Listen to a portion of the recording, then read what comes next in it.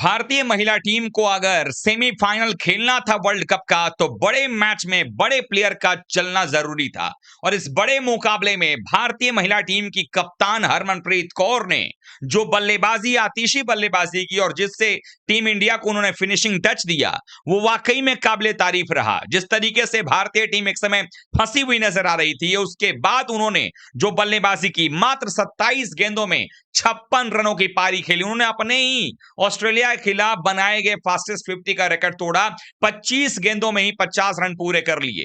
दरअसल उनके बल्लेबाजी के दौरान इस पारी में कुल मिलाकर के 6 चौके और 3 छक्के शामिल रहे, यानी कुल मिलाकर के 42 रन उन्होंने बाउंड्री लाइन के बाहर गेंदों को पहुंचाया मार करके। और सबसे खास बात तो यह था कि जो 3 छक्का था वो सामने वाली टीम सोफी मोलिन्यू यानी कि उनकी कप्तान जो ऑस्ट्रेलिया की थी, उनके ही ओवर में, जो कि 20वां ओवर करने आई थी, उसी ओवर में हैट्रिक 6 लगाने के बाद वो आउट हुई और उसमें 3 छक्के उन्होंने जड़े थे। और अगर वो पारी ना आती, उस ओवर में 23 रन ना आए होते, तो भारतीय महिला टीम 170 तक भी नहीं पहुंच पाती।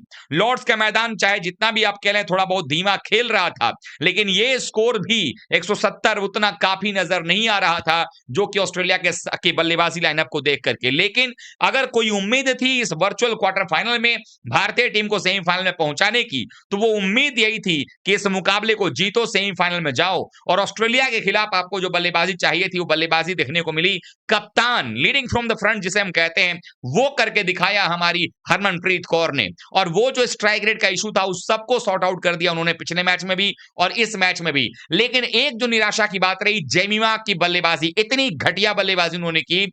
पूरे तैयारी के बाद भी 28 में 34 बना करके आउट हुई, उसके उनको रिटायर्ड आउट करवाया गया। और उसके अलावा मंधाना 37 बॉल में सिर्फ 38 रन, 102 का स्ट्राइक रेट। मॉडर्न टी20 यानी कप्तान जो है उनका स्ट्राइक रेट 207 के ऊपर का है। दीप्ति शर्मा पहली बॉल पर चौका लगाती हैं, लेकिन जेमिमा और मंधाना के स्ट्राइक रेट सवालों के घेरे में है।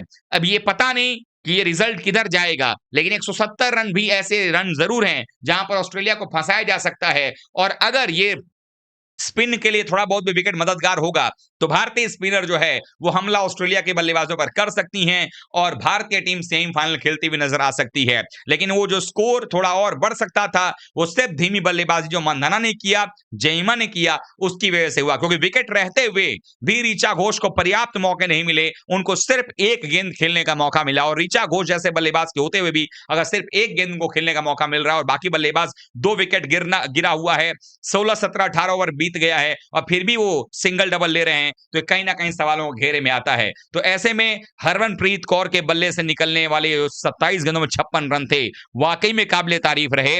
और अगर टीम इंडिया इस मुकाबले को जीतकर सेमीफाइनल में पहुंचती है, तो वो सिर्फ और सिर्फ हरमनप्रीत कौर की जबरदस्त बल्लेबाजी और गेंदबाजी में हमारी जो गेंदबाजी करने वाली स्पिन डिपार्टमेंट है, या हमारी पूरी ओवरऑल जो बॉलिंग डिपार्टमेंट है, उसका योगदान होगा। आप लोगों को क्या लगता है, हरमनप्रीत कौर की इस बल्लेबाजी को, कप्तानी वाली पारी को कैसे आप लोग देखते हैं? कमेंट में बताइएगा। वीडियो को लाइक, शेयर, सब्सक्राइब कीजिएगा और फॉलो भी कर लीजिएगा।